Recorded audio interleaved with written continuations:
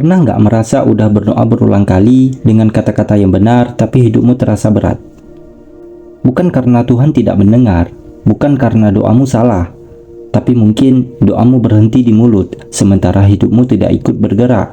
Karena doa sejati bukan hanya apa yang kamu ucapkan, tapi kondisi batin dan kesadaran yang menyertai doa itu. Dalam agama, doa adalah ritual suci. Namun, ada satu bahaya yang sering tidak disadari banyak orang, yaitu ketika ritual dilakukan tanpa kehadiran batin, doa hanya menjadi rutinitas kosong. Mulut bergerak, tapi hati tidak hadir. Berdoa setiap hari, tapi jiwanya tidak ikut hadir di saat itu. Banyak orang berdoa meminta ketenangan, namun setiap hari memelihara amarah. Banyak orang yang berdoa meminta rezeki, namun pikirannya dipenuhi ketakutan, keraguan, dan keluhan. Dan banyak juga orang yang berdoa, tapi hatinya tidak hadir untuk merasakan doa itu. Bukan doanya yang salah, tapi yang salah adalah kondisi batin saat berdoa. Karena doa bukan hanya suara, tapi doa sejati adalah keadaan hati saat berdoa dan setelah doa itu terucap.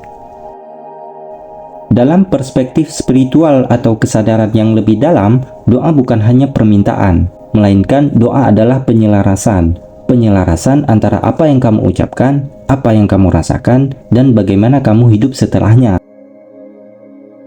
Ketika doa selaras dengan kondisi batinmu, sesuatu mulai berubah. Bukan karena dunia berubah tiba-tiba secara ajaib, tapi karena kesadaranmu sudah mulai bergerak. Sadar atau tidak, saat doamu selaras dengan kesadaranmu, maka cara berpikirmu mulai mengarah. Pilihan-pilihanmu mulai menyesuaikan, dan langkah-langkah kecil mulai terbentuk menuju apa yang kamu doakan. Maka yang paling penting, bukan panjangnya doa, bukan banyaknya kata, tapi keselarasan antara doa dengan keadaan batin saat berdoa dan setelah berdoa. Maka, tingkatkan cara berdoamu dengan menghadirkan rasa di dalam doa itu.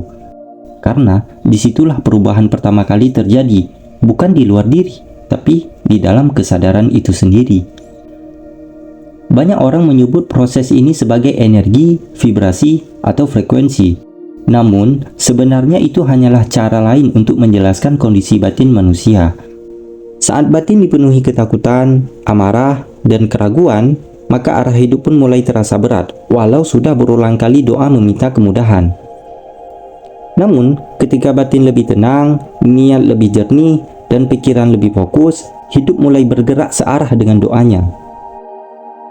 Dalam bahasa spiritual, kita menyebutnya perubahan vibrasi. Dalam bahasa sederhana, itu adalah perubahan cara berpikir, cara merasa, dan cara bertindak. Dan disitulah doa mulai bekerja. Doa sejati tidak bekerja di langit kata-kata, tetapi turun menjadi sikap hidup, kebiasaan baru, dan tindakan nyata. Jika kamu berdoa untuk kedamaian, namun terus memelihara amarah, maka kondisi batinmu belum selaras dengan doamu. Namun, ketika hatimu mulai bersih, responmu akan menjadi lebih lembut, dan cara pandangmu mulai berubah, dan doamu mulai menemukan jalannya. Sadar atau tidak, saat ucapan doamu selaras dengan kondisi batin, atau bisa disebut selaras dengan kesadaran, maka seolah-olah kesadaranmu yang paling dalam memaksa tubuhmu untuk bergerak, membimbingmu, bahkan menggerakkan hati orang lain untuk mewujudkan doa yang pernah kamu ucapkan. Agama dan spiritualitas bukan dua hal yang saling berlawanan. Agama adalah bentuk, sedangkan spiritualitas adalah kesadaran. Agama seperti kapal, spiritualitas seperti angin yang meniupkan perjalanan kapal itu. Tanpa kapal, angin akan bergerak liar, dan tanpa angin, kapal hanya berputar dan diam di tempat. Yang dibutuhkan bukan memilih salah satu, tetapi menyatukan keduanya. Ketika kamu berdoa, Tuhan mendengarkan. Namun, ketika kesadaranmu berubah, Tuhan akan menuntunmu.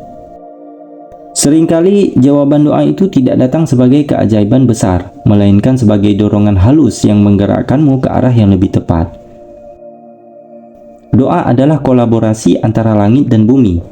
Agama mengajarkan cara berdoa, spiritual atau kesadaran mengajarkan bagaimana hidup menjadi doa itu sendiri. Jangan hanya berdoa, tapi jadilah jawaban atas doamu sendiri.